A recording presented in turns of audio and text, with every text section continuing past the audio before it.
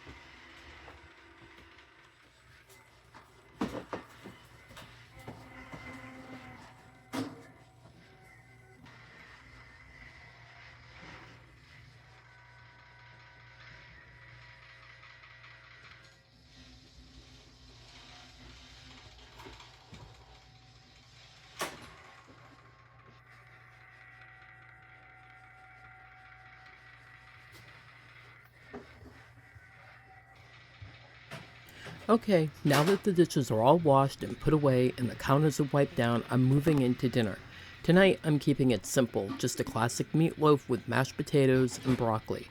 Honestly, meals like this are some of my favorites because they're comforting, easy to pull together, and almost everybody in the house usually loves it. Plus, it makes the kitchen smell so good while it's baking. Greg always looks forward to meatloaf night because it's one of those meals that just feels like home.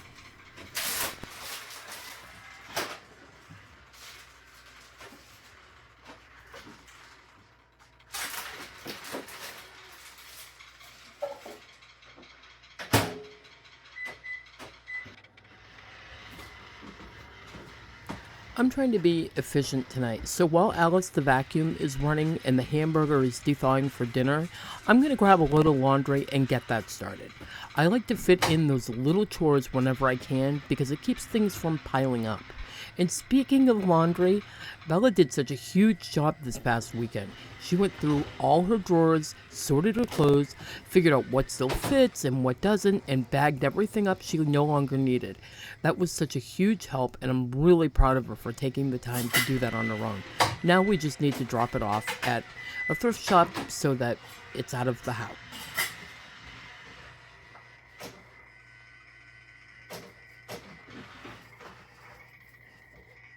I just put fabric softener in the laundry soap section.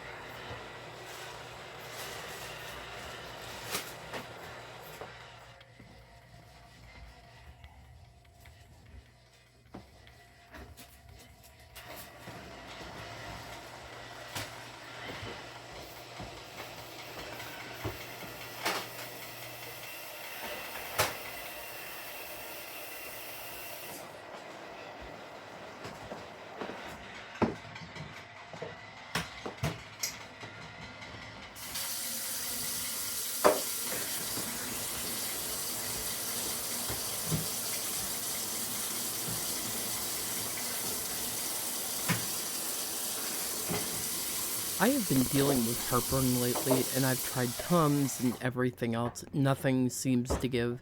So sometimes the best solutions are the old solutions, just a little baking soda and water. I try not to do that very often because of the sodium, but for me, it seems to be the one thing that quickly helps.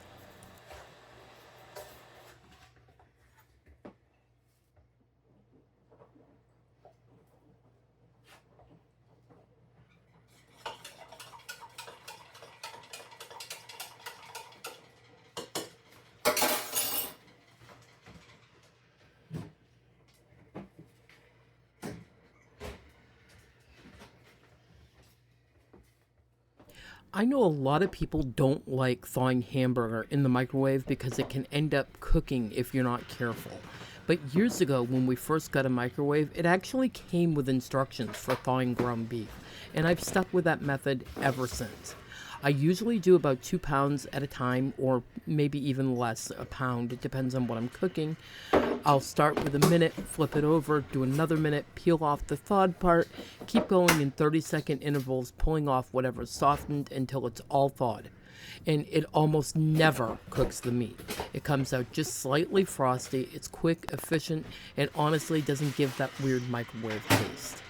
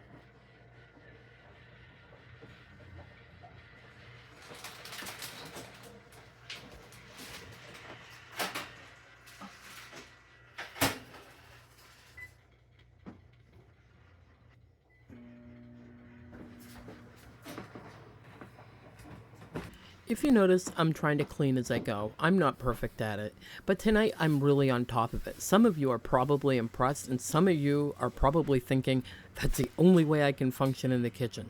Either way, I'm a work in progress.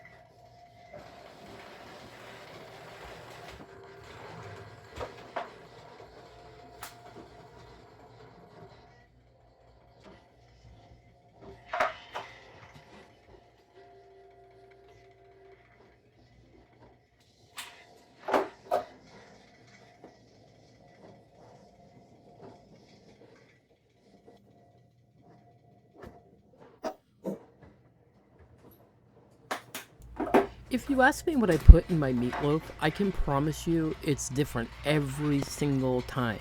I never make it the same way twice. Sometimes it's oats, sometimes it's crackers, sometimes it's bread soaked in milk.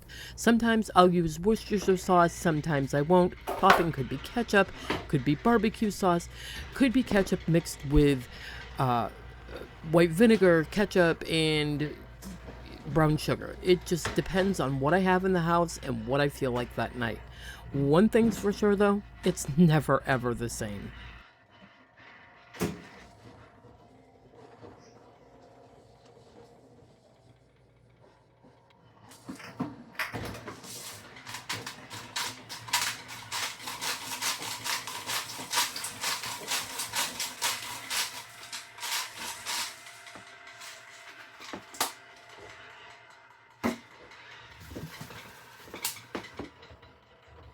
So tell me in the comments, how do you make your meatloaf? Is it different every single time like mine, or have you got a tried and true method that you stick with? What do you put in yours?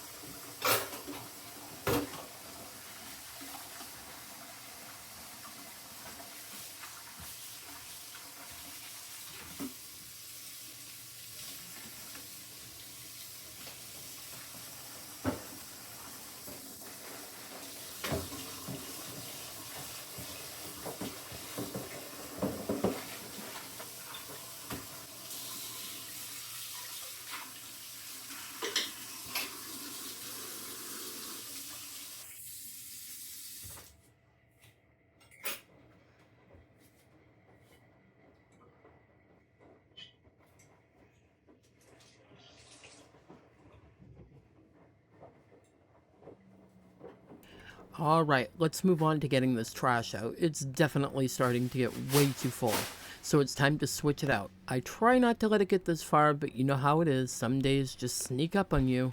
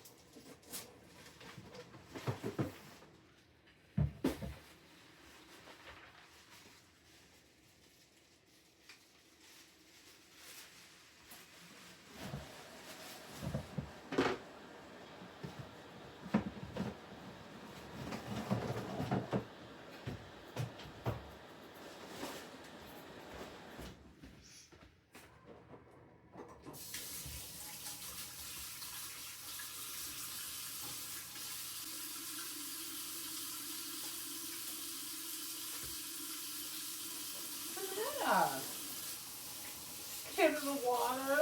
Huh?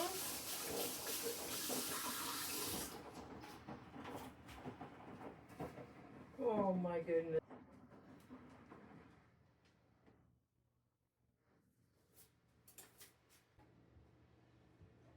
Alright, the hands are washed. It's time to get the laundry switched over. The washer just yelled at me, telling me it's time to get it in the dryer. I swear sometimes these machines are bossier than I am.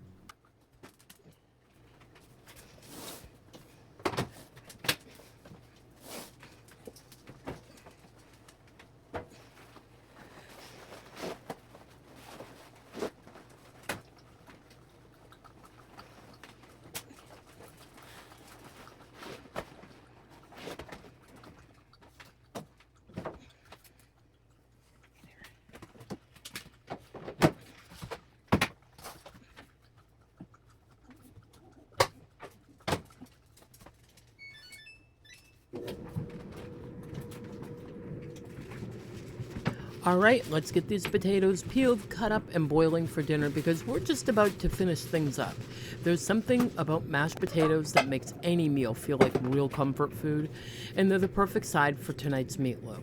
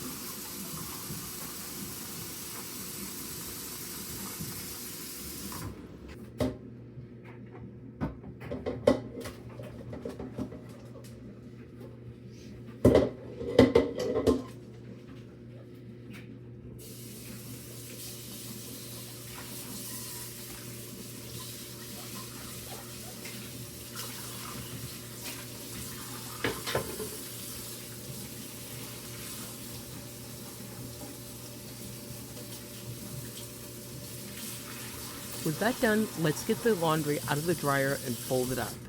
It's little steps like that that keep this whole house running smoothly, and once that's taken care of, we'll move on to the living room and give that a little attention too.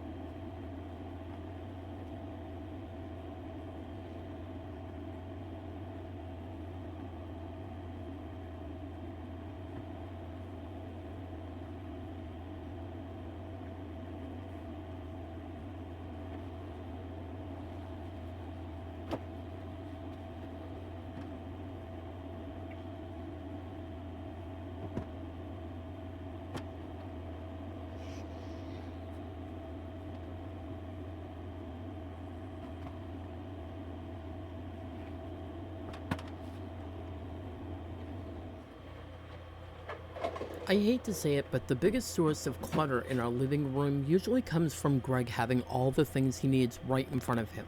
I don't mind, I want him to be comfortable, but by the end of the day, I really look forward to getting it all tidied up and put away again.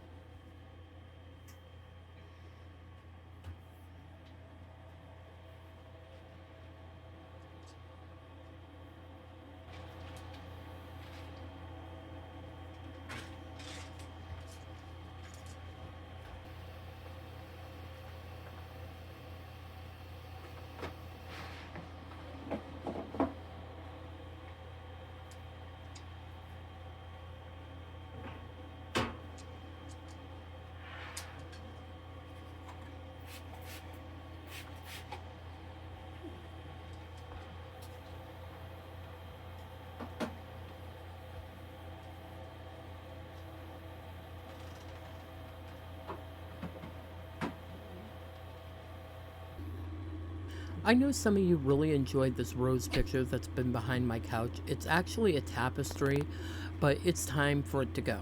I told you a while back I'd be putting up a gallery wall, and tonight's the night. It's a gallery wall, but maybe not with the pictures you were expecting.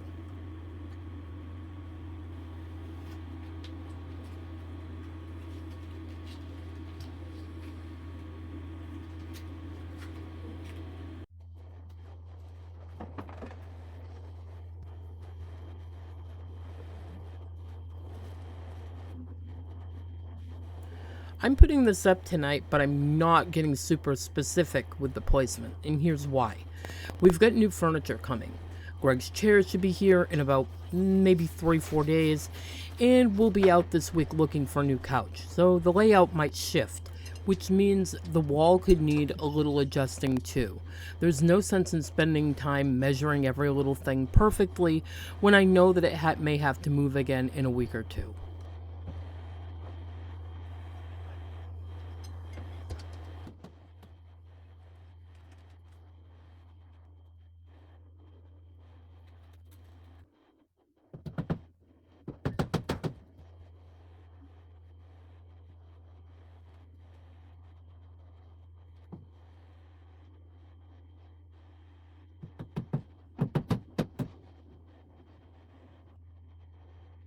So as you can see, the gallery wall has artwork in it rather than family photos.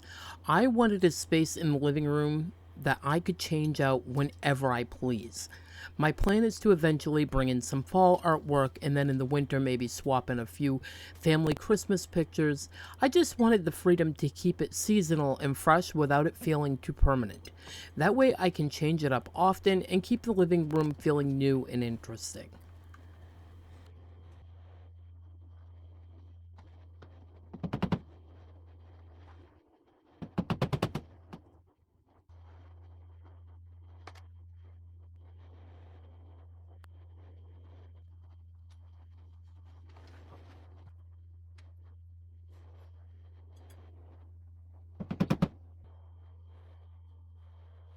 And that's going to wrap up today's video. Thank you so much for spending this time with me. I always love having you come visit.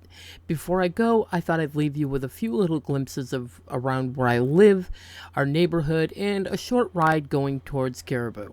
I hope it gives you a sense of quiet, simple beauty that we get to enjoy here in northern Maine. I love you. You are perfect as you are. Happy cleaning, and I'll see you in the next one. Bye-bye.